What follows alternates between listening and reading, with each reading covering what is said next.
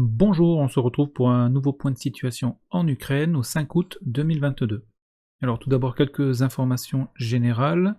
Le Royaume-Uni va livrer 2 dragueurs de mines à l'Ukraine. 3 Mars 2 allemands, donc ce sont des lance-roquettes multiples, sont arrivés en Ukraine.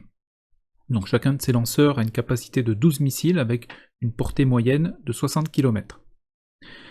L'Ukraine a également reçu 4 nouveaux HIMARS, et d'ailleurs les Ukrainiens affirment qu'aucun HIMARS n'a été détruit. Et du côté des Russes, on affirme que 2 HIMARS ont été détruits dans le secteur de Kharkov, avec une photo que je vous partage en description.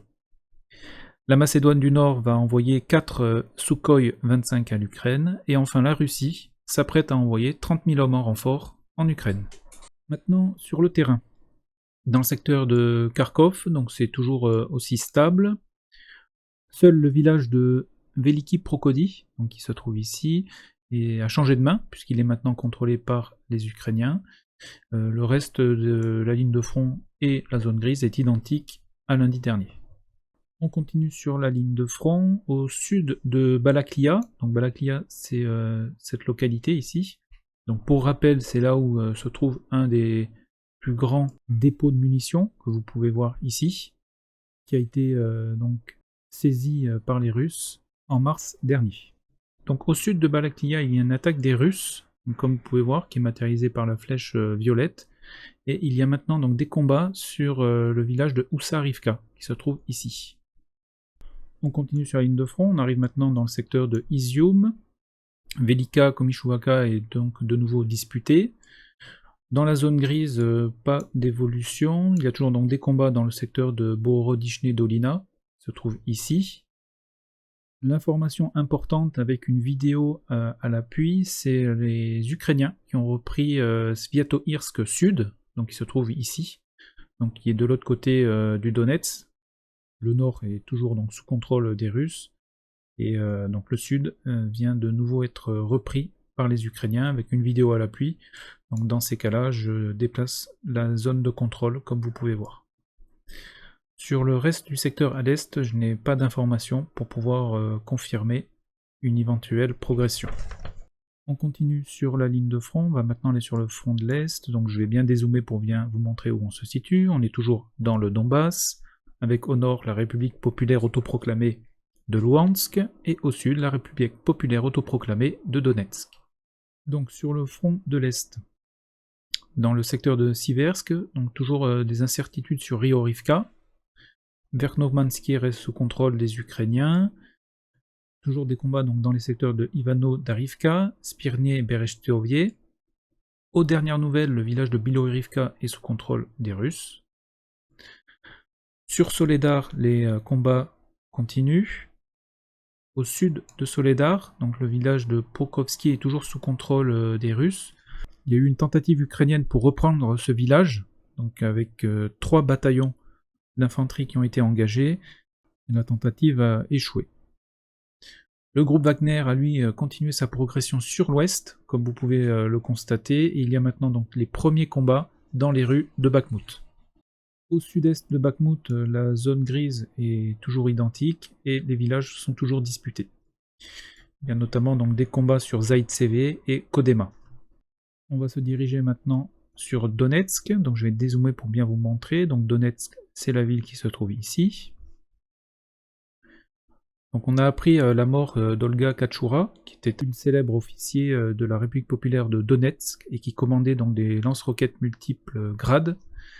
Et elle a été tuée donc dans un bombardement dans le secteur de Orlivka, ici. La ville de Donetsk continue à être bombardée, notamment le centre-ville. Alors, sur les différentes offensives de la milice populaire de Donetsk, au nord et à l'ouest de Donetsk, il y a quelques évolutions, puisqu'il y a de la progression d'abord au sud de Avdiivka. Donc Avdiivka, c'est la ville qui se trouve ici, et donc il y a plusieurs lignes de défense ici qui sont toutes fortifiées. Donc la milice de Donetsk a progressé et s'est emparée donc du poste fortifié qui se trouve ici et qui est une position clé de la première ligne de défense ukrainienne. Plus à l'ouest, c'est toujours la milice populaire de Donetsk s'est emparé de Pisky en donnant l'assaut à la ville.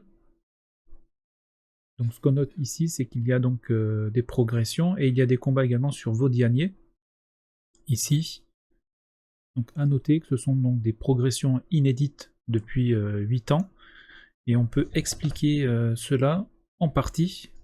C'est que du côté ukrainien, ils ont du mal à mettre en place des tirs de contre-batterie, car une partie de l'artillerie ukrainienne a été transférée dans le secteur de Kherson.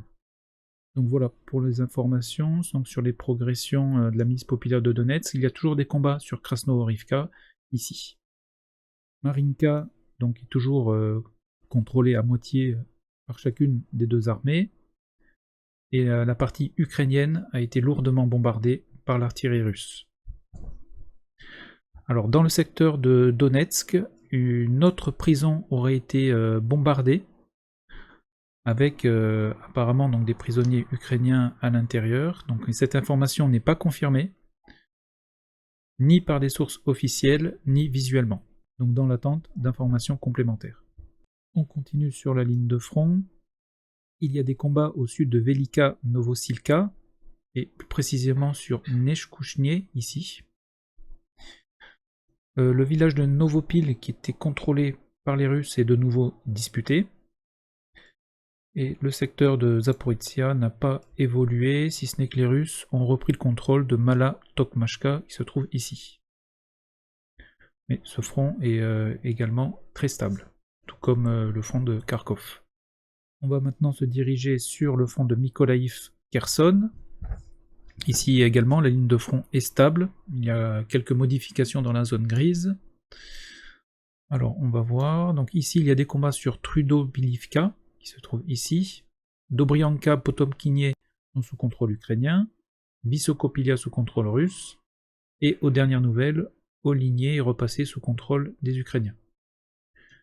Ivanivka est revendiqué par les deux parties. Donc je laisse une pastille noire en attendant les confirmations. Ensuite, sur le secteur de Davydibryd, toujours donc des combats, donc secteur très disputé, et aux dernières nouvelles, les trois villages de Andrivka, Lodzovie et Bilohorivka sont contrôlés par les Ukrainiens. Le reste de la ligne de front est stable et il n'y a pas d'évolution depuis lundi. A noter que du côté russe, des renforts sont arrivés donc sur Kherson, et notamment des unités aéroportées, en vue d'une préparation d'une prochaine offensive qui s'opérait donc sur le secteur de Kherson, et d'après certaines sources ukrainiennes, dans le secteur en direction de Kryvyi, donc dans ce secteur-ci. Et des explosions ont retenti sur Nova Kakhovka. Donc voilà pour les informations donc, du 5 août 2022. Donc en résumé, il y a très peu d'évolution sur Kharkov. Il y a une attaque russe au sud de Balaklia. Dans le secteur de Izium-Slaviansk, les Ukrainiens ont repris Sviatohirsk sud.